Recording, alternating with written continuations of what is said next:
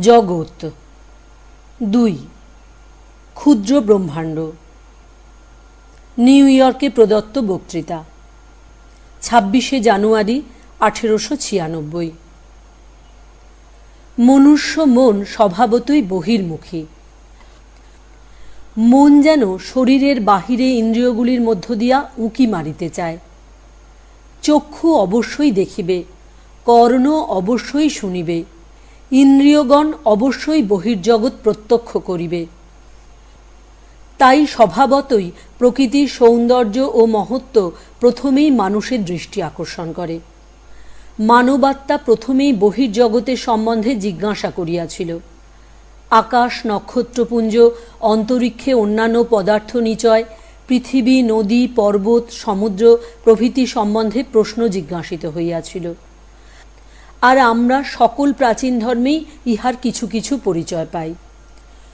প্রথমে মানব মন অন্ধকারে অনুসন্ধান করিতে করিতে বাহিরে যাহা কিছু দেখিত তাহাই ধরিতে চেষ্টা করিত। এইরূপে সে নদীর একজন দেবতা, আকাশের অধিষ্ঠাত্রী আর একজন, মেঘের অধিষ্ঠাত্রী একজন, আবার বৃষ্টির অধিষ্ঠাত্রী আর এক দেবতায় বিশ্বাসী হইল। যেগুলিকে আমরা প্রকৃতির শক্তি বলিয়া জানি সেগুলি সচেতন পদার্থে রূপান্তরিত হইল। কিন্তু যতই গভীর হইতে গভীরতর অনুসন্ধান হইতে লাগিল ততই এইসব বাহ্য দেবতায় আর মানুষের তৃপ্তি হইল না। তখন মানুষের সমগ্র শক্তি তার নিজের ভিতরে চালিত হইল। তাহার নিজ আত্মা সম্বন্ধে প্রশ্ন জিজ্ঞাসিত হইতে লাগিল। বহির্জগৎ হইতে ওই প্রশ্ন গিয়া অন্তর্জগতে পৌঁছিল। বহির্জগৎ বিশ্লেষণ করিয়া শেষে মানুষ অন্তর্জগৎ বিশ্লেষণ করিতে আরম্ভ করিল। উচ্চতর সভ্যতা স্তরে প্রকৃতির সম্বন্ধে গভীরতর অন্তর্দৃষ্টি হইতে উন্নতির উচ্চতর ভূমিতে এই ভিতরের মানুষ সম্বন্ধে প্রশ্ন উত্থিত হয়। এই ভিতরের মানুষই আজকাল অপরাহ্নের আলোচ্য বিষয়। এই ভিতরের মানুষ সম্বন্ধে প্রশ্ন মানুষের যতখানি প্রিয় ও তাহার হৃদয়ে যত সন্নিহিত, আর কিছুই তত নহে। কত দেশে কত লক্ষবার এই প্রশ্ন জিজ্ঞাসিত হইয়াছে। কি অরণ্যবাসী সন্ন্যাসী, কি রাজা, কি দরিদ্র, কি ধনী, কি সাধু, কি পাপী, প্রত্যেক নরনারী সকলেই কোনো না কোনো সময়ে এই প্রশ্ন জিজ্ঞাসা করিয়াছেন। এই ক্ষণভঙ্গুর মানব জীবনে নিত্য কি কিছুই নাই? এই শরীর মরিলেও এমন কিছু কি নাই যাহা মরে না? যখনই এই শরীর ধূলিমাত্রে পরিণত হয় তখন কি কিছুই জীবিত থাকে না? অগ্নি শরীরকে ভস্মসাৎ করিলে পর তাহার আর কিছুই কি অবশিষ্ট থাকে না? যদি থাকে তবে তাহার নিয়তি কি? উহা যায় কোথায়? কোথা হইতেই বা উহা আসিয়াছিল? এই প্রশ্নগুলি বার বার জিজ্ঞাসিত হইয়াছে। আর যতদিন এই সৃষ্টি থাকিবে, যতদিন মানব মস্তিষ্ক চিন্তা করিবে, ততদিনই এই প্রশ্ন জিজ্ঞাসিত হইবে।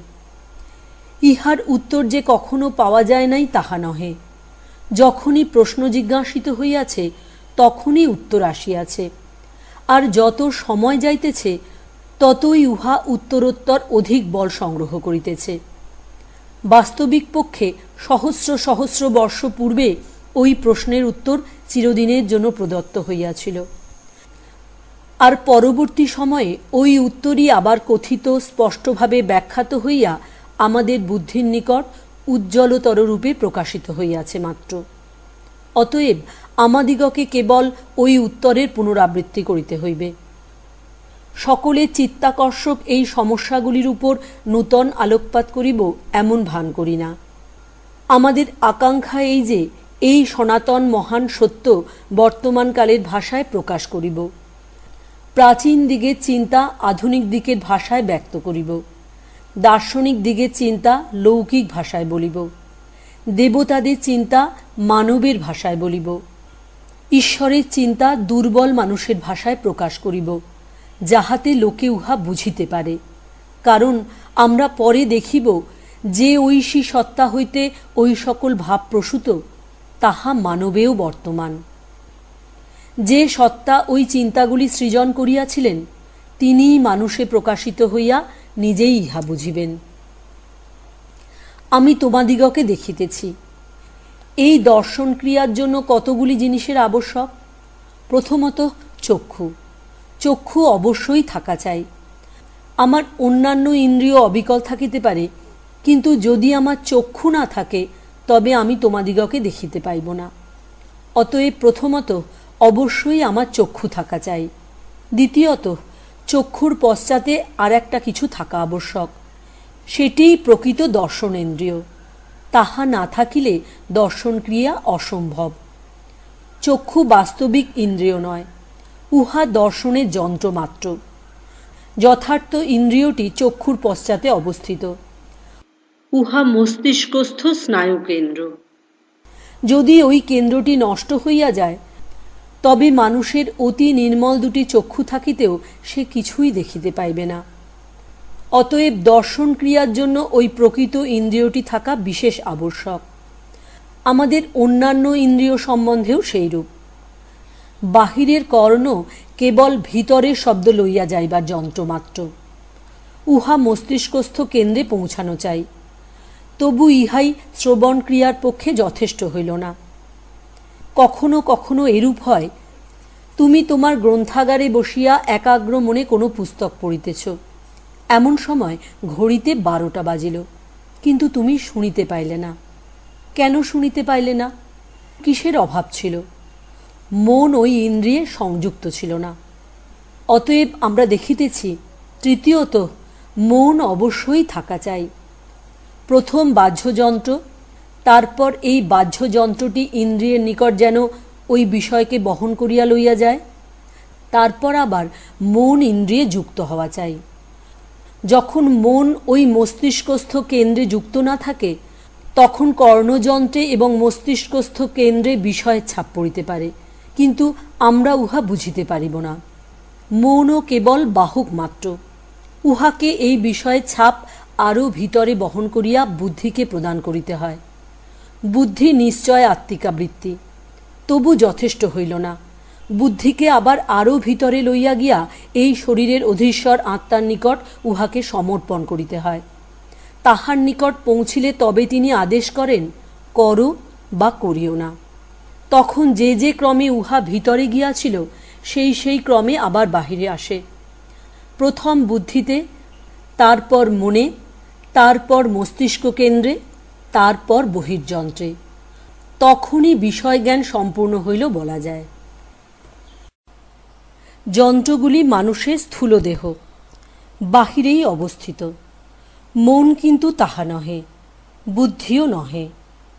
হিন্দু দর্শনে উহাদের নাম সূক্ষ্ম শরীর, খ্রিস্টান ধর্মশাস্ত্রে আধ্যাত্মিক শরীর। উহা এই শরীর হইতে অনেক সূক্ষ্ম বটে, কিন্তু উহা আত্মা নহে। আত্মা এই সকলের অতীত। স্থূল শরীর অল্পদিনেই ধ্বংস হইয়া যায়। খুব সামান্য কারণে উহার ভিতরে গোলযোগ ঘটে এবং তাহাতেই উহা ধ্বংস হইয়া যাইতে পারে।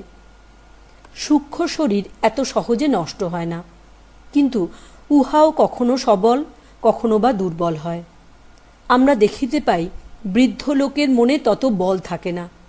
আবার শরীর সবল থাকিলে মনও সবল থাকে। নানাবিধ ঔষধ মনের উপর কার্য করে। বাহিরের সকল বস্তুই মনের উপর কার্য করে।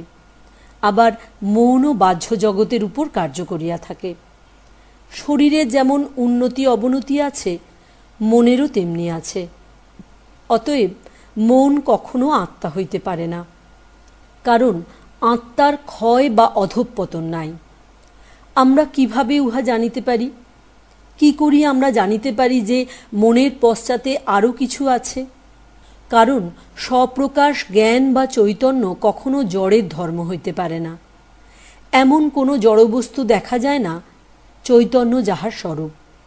অচেতন জড় পদার্থ কখনো নিজেকে নিজে প্রকাশ করিতে পারে না। চৈতন্যই সমুদয় জড়কে প্রকাশ করে। এই যে সম্মুখে হল দেখিতেছ, জ্ঞান বা চৈতন্যই ইহার মূল বলিতে হইবে, কারণ কোনো না কোনো জ্ঞানের সহায়তা ছাড়া উহার অস্তিত্বই জানা যাইত না। এই শরীর স্বপ্রকাশ নহে, তাহা যদি হইত তবে মৃত ব্যক্তির দেহ স্বপ্রকাশ হইত। মন বা আধ্যাত্মিক শরীরও স্বপ্রকাশ হইতে পারে না। উহা চৈতন্য স্বরূপ নহে। যাহার স্বপ্রকাশ তাহার কখনো ক্ষয় হয় না। যাহা অপরের আলোকে আলোকিত তাহার আলোক কখনো থাকে, কখনো থাকে না। কিন্তু যাহার স্বয়ং আলোক স্বরূপ তাহার আলোকের আবির্ভাব তিরোভাব হ্রাস বৃদ্ধি আবার কি? আমরা দেখিতে পাই চন্দ্রের ক্ষয় হয়, আবার উহার কলা বৃদ্ধি হইতে থাকে। তাহার কারণ উহা সূর্যের আলোকে আলোকিত। যদি অগ্নিতে লৌহপিণ্ড ফেলিয়া দেওয়া যায় আর যদি উহাকে লোহিততপ্ত করা যায় তবে উহা আলোক বিকিরণ করিতে থাকে, কিন্তু ওই আলোক অপরের বলিয়া উহা চলিয়া যাইবে। অতএব ক্ষয় কেবল সেই আলোকেরই সম্ভব যাহা অপরের নিকট হইতে গৃহীত, যাহা স্বপ্রকাশ তাহার নহে। আমরা দেখিলাম এই স্থূল দেহ স্বপ্রকাশ নহে। উহা নিজেকে নিজে জানিতে পারে না। মনও নিজেকে নিজে জানিতে পারে না। কেন? কারণ মনের শক্তির হ্রাস বৃদ্ধি আছে। উহা কখনো সবল আবার কখনো দুর্বল হয়। বাহ্য সকল বস্তুই উহার উপর কার্য করিয়া উহাকে সবল বা দুর্বল করিতে পারে। অতএব মনের মধ্য দিয়া যে আলোক আসিতেছে তাহা মনের নিজের নহে। তবে ওই আলোক কাহার? উহা অবশ্যই এমন কাহারও যাহার পক্ষে উহা নিজ স্বরূপ, যাহা অপর আলোকের প্রতিফলন নহে, কিন্তু যাহার স্বয়ং আলোক স্বরূপ। অতএব সেই আলোক বা জ্ঞান সেই পুরুষের স্বরূপ বলিয়া তাহার কখনো নাশ বা ক্ষয় হয় না। উহা কখনো প্রবল বা কখনো মৃদু হইতে পারে না। উহা স্বপ্রকাশ, উহা আলোক স্বরূপ। আত্মা জানেন তাহা নহে, আত্মা জ্ঞান স্বরূপ। আত্মার অস্তিত্ব আছে তাহা নহে, আত্মা অস্তিত্ব স্বরূপ। আত্মা সুখী তাহা নহে, আত্মা সুখ স্বরূপ। যে সুখী তাহার সুখ অপর কাহারও নিকট প্রাপ্ত। যাহার জ্ঞান আছে সে অপর কাহারও নিকট জ্ঞান লাভ করিয়াছে। যাহার অস্তিত্ব আছে তাহার সেই অস্তিত্ব অপর কাহারও অস্তিত্বের উপর নির্ভর করিতেছে। উহা অপর কাহারও অস্তিত্বের প্রতিফলন। যেখানেই গুণ ও গুণীর ভেদ আছে সেখানেই বুঝিতে হইবে সেই গুণগুলি গুণীর উপর প্রতিফলিত হইয়াছে। কিন্তু জ্ঞান, অস্তিত্ব বা আনন্দ এগুলি আত্মার ধর্ম নহে, আত্মার স্বরূপ। পুনরায় প্রশ্ন হইতে পারে, আমরা এ কথা স্বীকার করিয়া লইব কেন? কেন আমরা স্বীকার করিব যে আনন্দ, অস্তিত্ব ও জ্ঞান আত্মার স্বরূপ, অপরের নিকট হইতে প্রাপ্ত নহে? ইহার উত্তর এই, আমরা পূর্বেই দেখিয়াছি শরীরের প্রকাশ মনের প্রকাশে। যতক্ষণ মন থাকে ততক্ষণ উহার প্রকাশ। মন চলিয়া গেলে আর দেহের প্রকাশ থাকে না।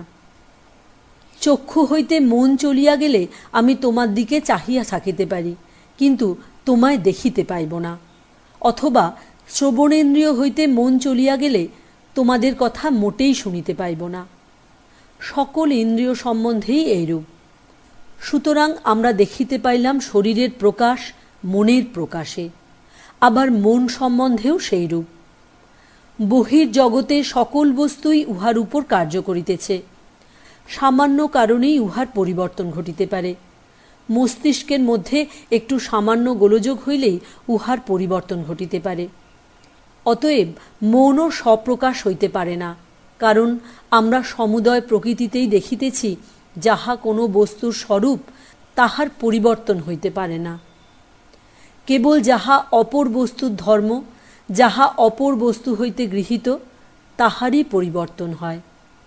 কিন্তু প্রশ্ন হইতে পারে, আত্মার প্রকাশ, আত্মার জ্ঞান, আত্মার আনন্দ ঐরূপ অপরের নিকট হইতে গৃহীত বলিয়া স্বীকার করো না কেন? এইরূপ স্বীকার করিলে দোষ এই হইবে যে এরূপ স্বীকৃতির কোনো অন্ত পাওয়া যাইবে না। আবার প্রশ্ন উঠিবে, সে কাহার নিকট হইতে আলোক পাইবে? যদি বলো অপর কোনো আত্মা হইতে, তবে আবার প্রশ্ন উঠিবে, সেই বা কোথা হইতে আলোক পাইল? অবশেষে আমাদিগকে এমন এক জায়গায় আসিতে হইবে যাহার আলো অপরের নয়, নিজের। অতএব ন্যায়সঙ্গত সিদ্ধান্ত এই, যেখানে প্রথমেই স্বপ্রকাশত্ব দেখিতে পাওয়া যাইবে সেইখানে থামা, আর অগ্রসর না হওয়া। অতএব আমরা দেখিলাম, মানুষের প্রথমত এই স্থূল দেহ, তারপর সূক্ষ্ম শরীর, উহার পশ্চাতে মানুষের প্রকৃত স্বরূপ আত্মা রহিয়াছেন। আমরা দেখিয়াছি, স্থূল দেহের সমুদয় গুণ ও শক্তি মন হইতে গৃহীত, মন আবার আত্মার আলোকে আলোকিত। আত্মার স্বরূপ সম্বন্ধে আবার নানা প্রশ্ন উঠিতেছে। আত্মা স্বপ্রকাশ, সচ্চিদানন্দই আত্মার স্বরূপ। এই যুক্তি হইতে যদি আত্মার অস্তিত্ব স্বীকার করিতে হয়, তবে স্বভাবতই প্রমাণিত হইতেছে যে উহা শূন্য হইতে সৃষ্ট হইতে পারে না। যাহা স্বপ্রকাশ, অপর বস্তু নিরপেক্ষ, তাহা কখনো শূন্য হইতে উৎপন্ন হইতে পারে না। আমরা দেখিয়াছি, এই জড়জগৎও শূন্য হইতে হয় নাই, আত্মা তো দূরের কথা। অতএব সর্বদাই উহার অস্তিত্ব ছিল। এমন সময় কখনো ছিল না যখন উহার অস্তিত্ব ছিল না। কারণ যদি বলো এক সময় আত্মার অস্তিত্ব ছিল না, তবে কাল কোথায় অবস্থিত ছিল? কাল তো আত্মার মধ্যেই অবস্থিত। যখন আত্মার শক্তি মনের উপর প্রতিফলিত হয় আর মন চিন্তা করে, তখনই কালের উৎপত্তি। সুতরাং যখন আত্মা ছিল না, তখন চিন্তাও ছিল না, আর চিন্তা না থাকিলে কালও থাকিতে পারে না। অতএব যখন কাল আত্মাতে রহিয়াছে, তখন আত্মা যে কালে অবস্থিত, ইহা কি করিয়া বলা যাইতে পারে? আত্মার জন্মও নাই, মৃত্যুও নাই। উহা কেবল বিভিন্ন সোপানের মধ্য দিয়া অগ্রসর হইতেছে মাত্র। উহা ধীরে ধীরে নিজেকে নিম্ন অবস্থা হইতে উচ্চভাবে প্রকাশ করিতেছে। আত্মা মনের ভিতর দিয়া শরীরের উপর কার্য করিয়া নিজ মহিমা বিকাশ করিতেছে এবং শরীরের দ্বারা বাহ্য জগৎ গ্রহণ করিয়া উহাকে বুঝিতেছে। উহা একটি শরীর গ্রহণ করিয়া উহাকে ব্যবহার করিতেছে এবং যখন সেই শরীরের দ্বারা আর কোনো কাজ হইবার সম্ভাবনা থাকে না, তখন আত্মা আর এক শরীর গ্রহণ করে। এখন আবার আত্মার পুনর্জন্ম সম্বন্ধে প্রশ্ন দেখা দিল। অনেক সময় লোকে এই পুনর্জন্মের কথা শুনিলেই ভয় পায়, আর লোকের কুসংস্কার এত প্রবল যে চিন্তাশীল লোকেও বিশ্বাস করিবে আমরা শূন্য হইতে উৎপন্ন হইয়াছি। তারপর আবার চমৎকার যুক্তির সহিত সিদ্ধান্ত স্থাপন করিতে চেষ্টা করিবে, যদিও আমরা শূন্য হইতে উৎপন্ন, পরে আমরা অনন্তকাল ধরিয়া থাকিব। যাহা শূন্য হইতে আসিয়াছে, তাহা অবশ্যই শূন্যে যাইবে। তুমি, আমি বা উপস্থিত কেহই শূন্য হইতে আসি নাই, সুতরাং শূন্যে যাইব না। আমরা অনন্তকাল ধরিয়া রহিয়াছি এবং থাকিব, আর ব্রহ্মাণ্ডে এমন কোনো শক্তি নাই যাহা আমাদিগকে শূন্যে পরিণত করিতে পারে। এই পুনর্জন্মবাদে ভয় পাইবার কোনো কারণ নাই। উহাই মানুষের নৈতিক উন্নতির প্রধান সহায়ক। চিন্তাশীল ব্যক্তিদের ইহাই যুক্তিসঙ্গত সিদ্ধান্ত। যদি পরে তোমার অনন্তকালব্যাপী অস্তিত্ব সম্ভব হয়, তবে ইহাও সত্য যে তুমি অনন্তকাল ধরিয়াছিলে, অন্য কোনো রূপ হইতে পারে না। এই মতের বিরুদ্ধে যে সকল আপত্তি শুনিতে পাওয়া যায়, সেগুলি নিরাকরণ করিতে চেষ্টা করিতেছি। যদিও তোমরা অনেকে এই আপত্তিগুলিকে অকিঞ্চিৎকর বোধ করিবে, তথাপি ওইগুলির উত্তর দিতে হইবে। কারণ কখনো কখনো আমরা দেখিতে পাই, মহা চিন্তাশীল ব্যক্তিও অতি মূর্খচিত কথা বলিয়া থাকেন। লোকে যে বলিয়া থাকে, এমন অসঙ্গত মতই নাই যাহার সমর্থন করিবার জন্য কোনো না কোনো দার্শনিক অগ্রসর না হন, এ কথা অতি সত্য। এ বিষয়ে প্রথম আপত্তি এই, জন্মান্তরের কথা আমাদের স্মরণ থাকে না কেন? আমরা কি এই জন্মেরই অতীত ঘটনা সব স্মরণ করিতে পারি? তোমাদের মধ্যে কয়জনের শৈশবকালের কথা মনে পড়ে? শৈশবকালের কথা তোমাদের কাহারও মনে পড়ে না। আর যদি স্মৃতিশক্তির উপর তোমার অস্তিত্ব নির্ভর করে, তবে তোমার মনে নাই বলিয়াই ওই শৈশবাবস্থায় তোমার অস্তিত্বও ছিল না, এই কথা বলিতে হইবে। আমরা যদি স্মরণ করিতে পারি তবেই পূর্বজন্মের অস্তিত্ব স্বীকার করিব, ইহা বলা চরম নির্বুদ্ধিতা। আমাদের পূর্বজন্মের কথা যে স্মরণ থাকিবেই, ইহার কি কোনো হেতু আছে? সেই মস্তিষ্ক নাই, তাহা একেবারে ধ্বংস হইয়া গিয়াছে এবং নূতন একটি মস্তিষ্ক হইয়াছে। অতীতে অর্জিত সংস্কারগুলির সমষ্টি আমাদের মস্তিষ্কে আসিয়াছে, উহা লইয়া মন এই শরীরে বাস করিতেছে। এই ক্ষণে আমি ঠিক যেমনটি আছি, তাহা আমার অনাদি অতীতের কর্মের ফলস্বরূপ। আর সেই সমগ্র অতীতকে স্মরণ করারই বা আমার কি প্রয়োজন? কুসংস্কারের এমনি প্রভাব যে যাহারা এই পুনর্জন্মবাদ অস্বীকার করে, তাহারাই আবার বিশ্বাস করে এক সময়ে আমরা বানর ছিলাম। কিন্তু তাহাদের বানর জন্ম কেন স্মরণ হয় না, এ বিষয়ে অনুসন্ধান করিতেও ভরসা করে না। যখন শুনি কোনো প্রাচীন ঋষি বা সাধু সত্য প্রত্যক্ষ করিয়াছেন, আমরা আধুনিকেরা তাহাকে নির্বোধ বলিয়া থাকি। কিন্তু যদি কেহ বলে হাক্সলি ইহা বলিয়াছেন, টিন্ডাল ইহা বলিয়াছেন, তখন আমরা বলি উহা অবশ্যই সত্য হইবে। অমনি আমরা তাহা মানিয়া লই। প্রাচীন কুসংস্কারের পরিবর্তে আমরা আধুনিক কুসংস্কার আনিয়াছি। ধর্মের প্রাচীন পোপের পরিবর্তে আমরা বিজ্ঞানের আধুনিক পোপ বসাইয়াছি। অতএব আমরা দেখিলাম স্মৃতি সম্বন্ধে যে আপত্তি, তাহা সত্য নহে। আর এই পুনর্জন্ম সম্বন্ধে যে গুরুতর আপত্তি উঠিয়া থাকে, তাহার মধ্যে ইহাই একমাত্র আপত্তি যাহা বিজ্ঞ লোকে আলোচনা করিতে পারেন। যদিও দেখিয়াছি পুনর্জন্মবাদ প্রমাণ করিতে হইলে তাহার সঙ্গে সঙ্গে স্মৃতিও থাকিবে, ইহা প্রমাণ করার কোনো প্রয়োজন নাই। তথাপি আমরা ইহা দৃঢ়ভাবে বলিতে পারি যে অনেকের এরূপ স্মৃতি দেখা যায়। আর তোমরাও সকলে যে জন্মে মুক্তি লাভ করিবে, সেই জন্মে এই স্মৃতি লাভ করিবে। কেবল তখনই জানিতে পারিবে জগৎ স্বপ্ন মাত্র। তখনই অন্তরের অন্তরে বুঝিবে যে আমরা এই জগতে অভিনেতা মাত্র, আর এই জগৎ রঙ্গভূমি। তখনই প্রবল বেগে অনাসক্তির ভাব তোমাদের ভিতর আসিবে। তখনই যত কিছু ভোগতৃষ্ণা, জীবনের উপর এই তীব্র আগ্রহ, এই সংসার চিরকালের জন্য চলিয়া যাইবে। তখন তুমি স্পষ্টই দেখিবে তুমি জগতে কতবার আসিয়াছ, কত লক্ষ লক্ষ বার তুমি পিতা মাতা পুত্র কন্যা স্বামী স্ত্রী বন্ধু ঐশ্বর্য শক্তি লইয়া কাটাইয়াছ।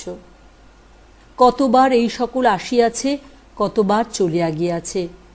কতবার তুমি সংসার তরঙ্গের উচ্চ চূড়ায় উঠিয়াছ, আবার কতবার তুমি নৈরাশ্যের গভীর গহ্বরে নিমজ্জিত হইয়াছ। যখন স্মৃতি তোমার নিকট এই সকল আনিয়া দিবে, তখনই কেবল তুমি বীরের ন্যায় দাঁড়াইবে এবং জগৎ তোমায় ভ্রুভঙ্গি করিলে তুমি শুধু হাসিবে। তখনই তুমি বীরের মতো দাঁড়াইয়া বলিতে পারিবে, মৃত্যু, তোমাকেও আমি গ্রাহ্য করি না, তুমি আমাকে কি ভয় দেখাও। যখন তুমি জানিতে পারিবে তোমার উপর মৃত্যুর কোনো শক্তি নাই, তখনই তুমি মৃত্যুকে জয় করিতে পারিবে, আর সকলেই কালে এই অবস্থা লাভ করিবে। আত্মার যে পুনর্জন্ম হয়, তাহার কি কোনো যুক্তিযুক্ত প্রমাণ আছে? এতক্ষণ আমরা কেবল শঙ্কা নিরাশ করিতেছিলাম, দেখাইতেছিলাম পুনর্জন্মবাদ খণ্ডন করিবার যুক্তিগুলি অকিঞ্চিৎকর। এখন পুনর্জন্মের পক্ষে যেসব যুক্তি আছে তাহা বিবৃত হইতেছে। পুনর্জন্মবাদ ব্যতীত জ্ঞান অসম্ভব। মনে করো, আমি রাস্তায় গিয়া একটা কুকুর দেখিলাম। উহাকে কুকুর বলিয়া জানিলাম কিরূপে? যখনই উহার ছাপ আমার মনের উপর পড়িল, উহার সহিত মনের ভিতরকার পূর্ব সংস্কারগুলি মিলাইতে লাগিলাম। দেখিলাম আমার যাবতীয় পূর্ব সংস্কার স্তরে স্তরে সাজানো রহিয়াছে। নূতন কোনো বিষয় আসিবা মাত্র আমি সেটিকে প্রাচীন সংস্কারগুলির সহিত মিলাইয়া দেখি। যখনই দেখি সেই ভাবের আর কতকগুলি সংস্কার রহিয়াছে, অমনি আমি ওইগুলিকে সেগুলির সহিত মিলাই। তখনই আমার তৃপ্তি আসে। আমি তখন উহাকে কুকুর বলিয়া জানিতে পারি, কারণ উহা পূর্বাবস্থিত কতকগুলি সংস্কারের সহিত মেলে। যখন উহার তুল্য সংস্কার আমার ভিতরে দেখিতে পাই না, তখনই আমার অতৃপ্তি আসে। এইরূপ হইলে উহাকে অজ্ঞান বলে। আর তৃপ্তি হইলেই উহাকে জ্ঞান বলে। যখন একটি আপেল পড়িল তখনই মানুষের মধ্যে অতৃপ্তি আসিল। তারপর মানুষ ক্রমশ ঐরূপ কতকগুলি ঘটনার মধ্যে একটি শ্রেণী বিভাগ দেখিতে পাইল। কি সেই শ্রেণী? সকল আপেলই পড়িয়া থাকে। মানুষ উহার মাধ্যাকর্ষণ সংজ্ঞা দিল। অতএব আমরা দেখিলাম, পূর্বে কতকগুলি অনুভূতি না থাকিলে নূতন অনুভূতি অসম্ভব, কারণ ওই নূতন অনুভূতির সহিত মিলাইবার আর কিছু পাওয়া যাইবে না।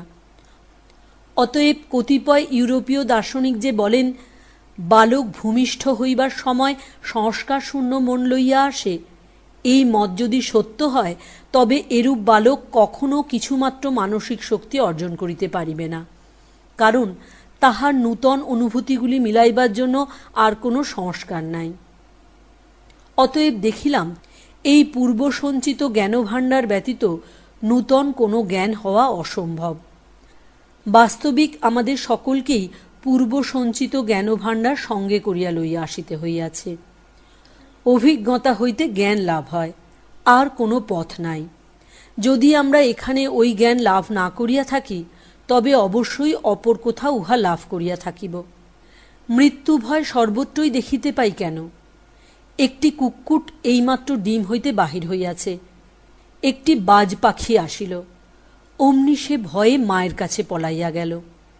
কোথা হইতে ওই কুক্কুট শাবকটি শিখিল যে কুক্কুট বাজের ভক্ষ? ইহার একটি পুরাতন ব্যাখ্যা আছে, কিন্তু উহাকে ব্যাখ্যাই বলা যাইতে পারে না। উহাকে স্বাভাবিক জ্ঞান বলা হয়। যে ক্ষুদ্র কুক্কুরটি এইমাত্র ডিম হইতে বাহির হইয়াছে, তাহার এরূপ মরণভীতি আসে কোথা হইতে? ডিম হইতে সদ্য বহির্গত হংস জলের নিকট আসিলেই ঝাঁপ দিয়া জলে পড়ে এবং সাঁতার দিতে থাকে কেন? উহা কখনো সাঁতার দেয় নাই, অথবা কাহাকেও সাঁতার দিতে দেখে নাই। লোকে বলে উহা স্বাভাবিক জ্ঞান। স্বাভাবিক জ্ঞান বলিলে একটা খুব লম্বা চওড়া কথা বলা হইল বটে, কিন্তু উহা আমাদিগকে নূতন কিছুই শিখাইল না। এই স্বাভাবিক জ্ঞান কি, তাহা আলোচনা করা যাক।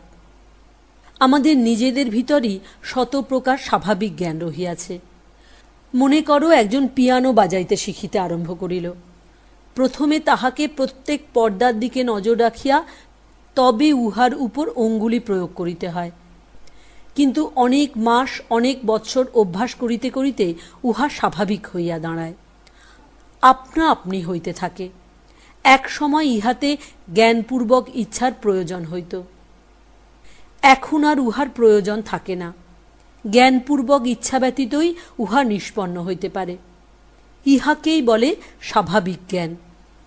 প্রথমে ইহা ইচ্ছাসহ কৃত ছিল, পরে উহাতে আর ইচ্ছার প্রয়োজন রহিল না। কিন্তু স্বাভাবিক জ্ঞানের তত্ত্ব এখনও সম্পূর্ণ বলা হয় নাই।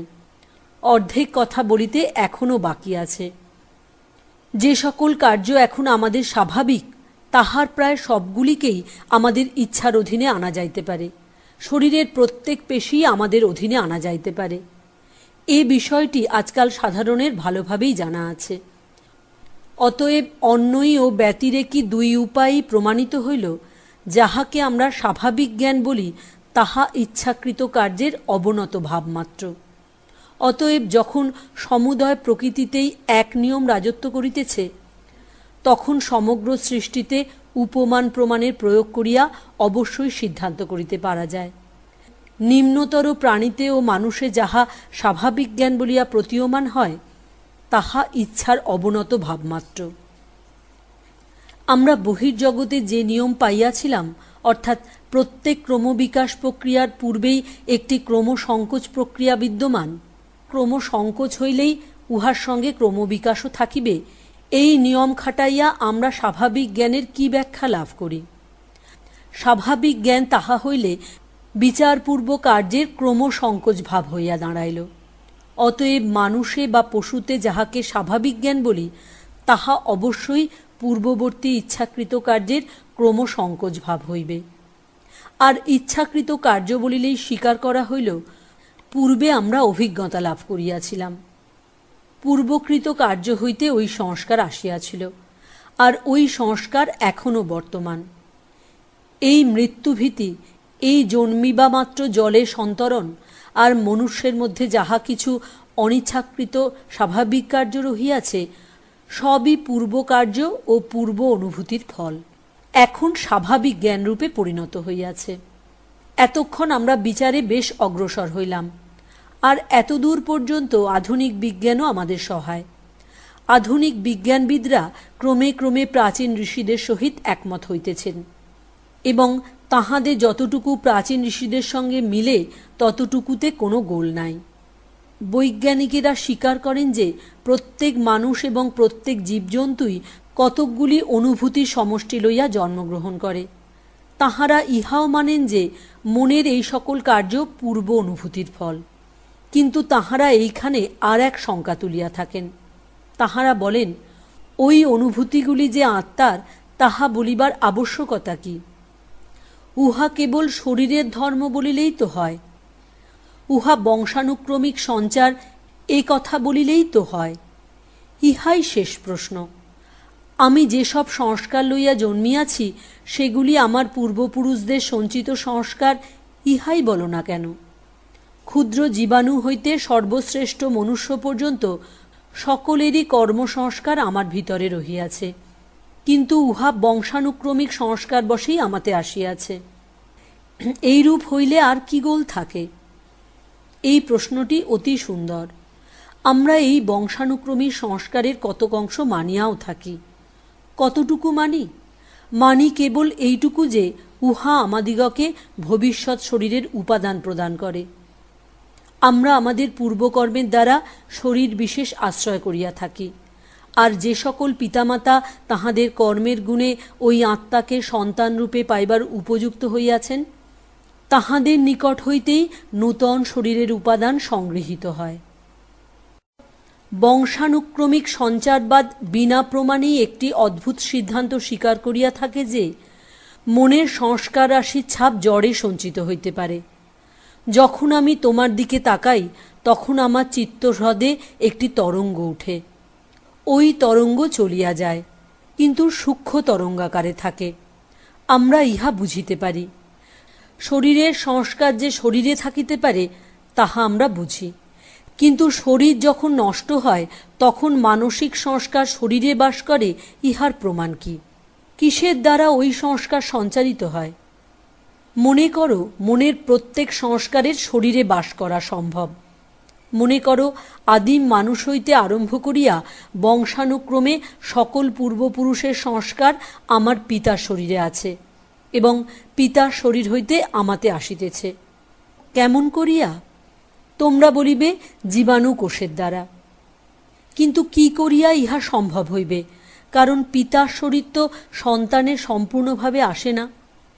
একই পিতামাতার অনেকগুলি সন্তান সন্ততি থাকিতে পারে। সুতরাং এই বংশানুক্রমিক সঞ্চারবাদ স্বীকার করিলে ইহা স্বীকার করা অবশ্যম্ভাবী হইয়া পড়ে যে পিতামাতা প্রত্যেক সন্তানের জন্মের সঙ্গে সঙ্গে তাহাদের নিজ মনোবৃত্তির কিঞ্চিৎ অংশ হারাইবেন, কারণ তাঁদের মতে সঞ্চারক ও সঞ্চার্য এক, অর্থাৎ ভৌতিক।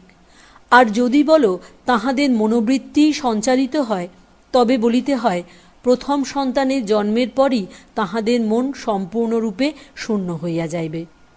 আবার যদি জীবাণু কোষে চিরকালের অনন্ত সংস্কার সমষ্টি থাকে, তবে জিজ্ঞাস্য এই, উহা কোথায় কিরূপেই বা থাকে? ইহা একটি অত্যন্ত অসম্ভব দৃষ্টিভঙ্গি। আর যতদিন না এই জড়বাদীরা প্রমাণ করিতে পারেন কি করিয়া ওই সংস্কার ওই কোষে থাকিতে পারে আর কোথায় বা থাকিতে পারে, এবং যতদিন না তাহারা বুঝাইতে পারেন মনোবৃত্তি শরীর কোষে নিদ্রিত থাকে, এই বাক্যেরই বা অর্থ কি, ততদিন তাহাদের সিদ্ধান্ত স্বীকার করিয়া লওয়া যাইতে পারে না। এ পর্যন্ত বেশ স্পষ্ট বুঝা গেল যে এই সংস্কার মনেরই মধ্যে বাস করে। মনই জন্ম জন্মান্তর গ্রহণ করিতে আসে, মনই আপন উপযোগী উপাদান গ্রহণ করে। আর যে মন বিশেষ প্রকার শরীর ধারণ করিবার উপযুক্ত কর্ম করিয়াছে, যতদিন পর্যন্ত না সে তাহা নির্মাণ করিবার উপযোগী উপাদান পাইতেছে, ততদিন তাহাকে অপেক্ষা করিতে হইবে। ইহা আমরা বুঝিতে পারি। অতএব আত্মার দেহ গঠনের উপযোগী উপাদান প্রস্তুত করা পর্যন্ত বংশানুক্রমিক সঞ্চারবাদ স্বীকার করা যাইতে পারে। আত্মা কিন্তু জন্মান্তর গ্রহণ করেন, শরীরের পর শরীর নির্মাণ করেন, আর আমরা যে কোনো চিন্তা করি, যে কোনো কার্য করি, তাহাই সূক্ষ্মভাবে থাকিয়া যায়। আবার সময় হইলেই উহারা স্থূল ব্যক্তভাব ধারণ করিতে উন্মুখ হয়। আমার যাহা বক্তব্য তাহা তোমাদিগকে আরও স্পষ্ট করিয়া বলিতেছি।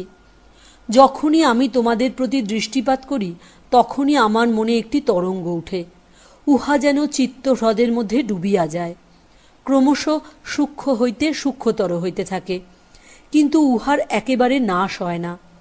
যে কোনো মুহূর্তে স্মৃতিরূপ তরঙ্গাকারে উঠিবার জন্য প্রস্তুত হইয়া উহা মনের মধ্যেই থাকে। এই রূপেই এই সমুদয় সংস্কার সমষ্টি আমার মনেই রহিয়াছে, আর মৃত্যুকালে উহাদের সমষ্টি আমার সঙ্গে বাহির হইয়া যায়। মনে করো, এই ঘরে একটি বল রহিয়াছে, আর আমরা প্রত্যেকেই হাতে একটি ছড়ি লইয়া সব দিক হইতে ইহাকে আঘাত করিতে আরম্ভ করিলাম। বলটি ঘরের এক ধার হইতে আর এক ধারে যাইতে লাগিল। দরজার কাছে পৌঁছিবা মাত্র উহা বাহিরে চলিয়া গেল। উহা কোন শক্তি লইয়া বাহিরে চলিয়া যায়? যতগুলি ছড়ি দ্বারা আঘাত করা হইতেছিল, তাহাদের সমবেত শক্তি লইয়া। উহার গতি কোন দিকে হইবে, তাহাও ওই সকলের সমবেত ফলে নির্ণীত হইবে। এইরূপে শরীরের পতন হইলে আত্মার কোন দিকে গতি হইবে, তাহা কে নির্ণয় করে? ওই আত্মা যে সকল কার্য করিয়াছে, যে সকল চিন্তা করিয়াছে, সেইগুলি উহাকে কোনো বিশেষ দিকে পরিচালিত করিবে।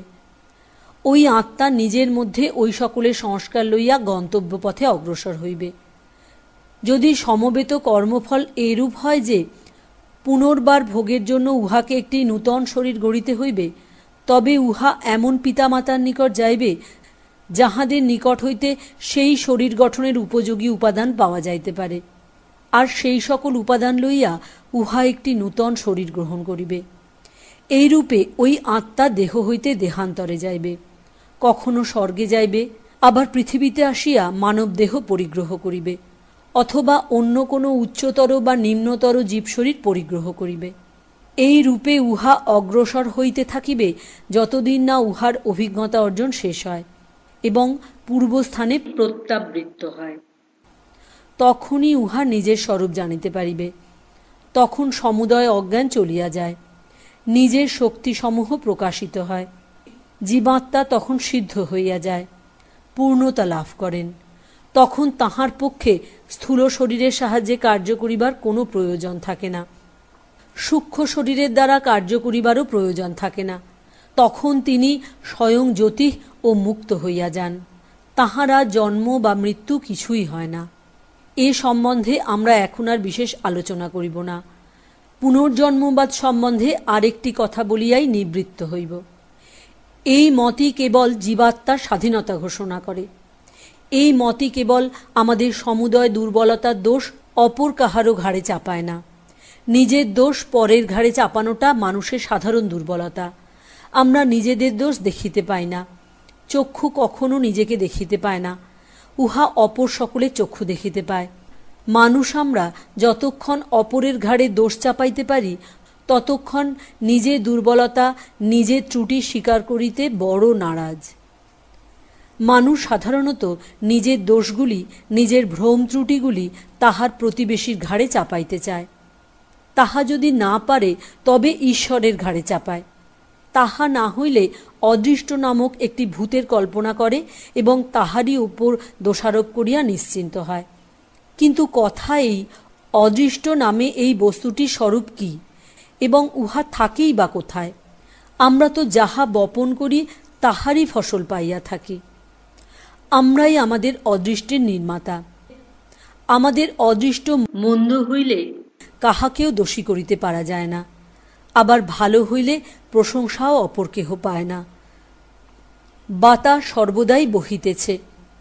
যে সকল জাহাজের পাল খাটানো থাকে, সেগুলিতেই বাতাস লাগে, তাহারাই পাল ভরে অগ্রসর হয়। যাহাদের পাল গুটানো থাকে, তাহার উপর বাতাস লাগে না। ইহা কি বায়ুর দোষ? আমরা কেহ সুখী, কেহ বা দুঃখী। ইহা কি সেই করুণাময় পিতার দোষ? তাহার কৃপা বাতাস দিবারাত্র অবিরত বহিতেছে, তাহার দয়ার শেষ নাই। আমরাই আমাদের অদৃষ্টের রচয়িতা। তাহার সূর্য তো দুর্বল বলবান সকলের জন্য উদিত হয়, তাহার বায়ু সাধু পাপী সকলের জন্যই সমভাবে বহিতেছে। তিনি সকলের প্রভু, সকলের পিতা, দয়াময়, সমদর্শী। তোমরা কি মনে করো ক্ষুদ্র ক্ষুদ্র বস্তু আমরা যে দৃষ্টিতে দেখি তিনিও সেই দৃষ্টিতে দেখিয়া থাকেন? ঈশ্বর সম্বন্ধে ইহা কি ক্ষুদ্র ধারণা!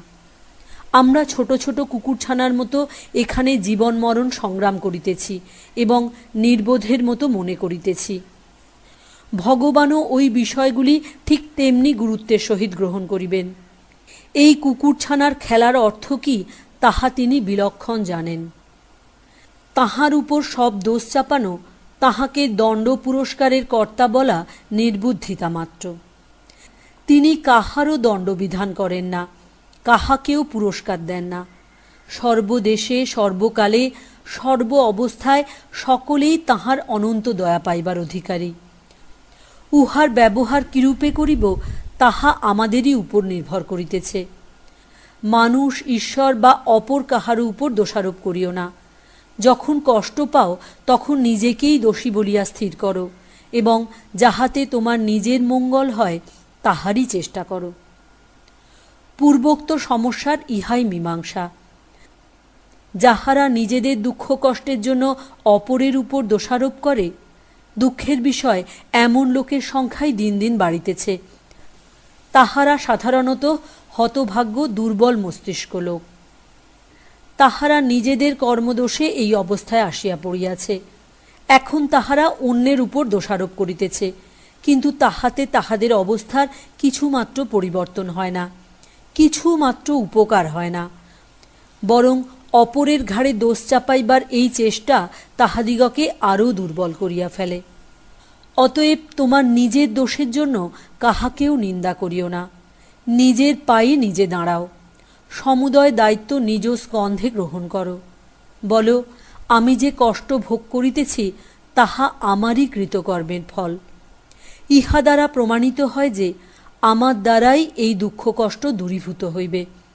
আমি যাহা সৃষ্টি করিয়াছি তাহা আমিই ধ্বংস করিতে পারি। অপরে যাহা সৃষ্টি করিয়াছে তাহা কখনো আমি ধ্বংস করিতে সমর্থ হইব না। অতএব উঠো, সাহসী হও, বীর্যবান হও, সব দায়িত্ব নিজের উপর গ্রহণ করো। জানিয়া রাখো, তুমি তোমার অদৃষ্টের সৃষ্টিকর্তা। তুমি যে পরিমাণ শক্তি বা সহায়তা চাও তাহা তোমার ভিতরেই রহিয়াছে। অতএব তুমি এখন এই জ্ঞান বলে বলীয়ান হইয়া নিজের ভবিষ্যৎ গঠন করিতে থাকো। গতস্য শোচনা নাস্তি। অনন্ত ভবিষ্যৎ তোমার সম্মুখে। সর্বদা মনে রাখিও, তোমার প্রত্যেক চিন্তা, প্রত্যেক কার্যই সঞ্চিত থাকিবে। ইহাও স্মরণ রাখিবে, যেমন তোমার কৃত প্রত্যেক অসৎ চিন্তা ও অসৎ কার্য তোমার উপর ব্যাঘ্রের মতো লাফাইয়া পড়িতে উদ্যত, তেমনি তোমার সৎ চিন্তা ও সৎ কার্যগুলি সহস্র দেবতার শক্তি লইয়া সর্বদা তোমাকে রক্ষা করিতে প্রস্তুত।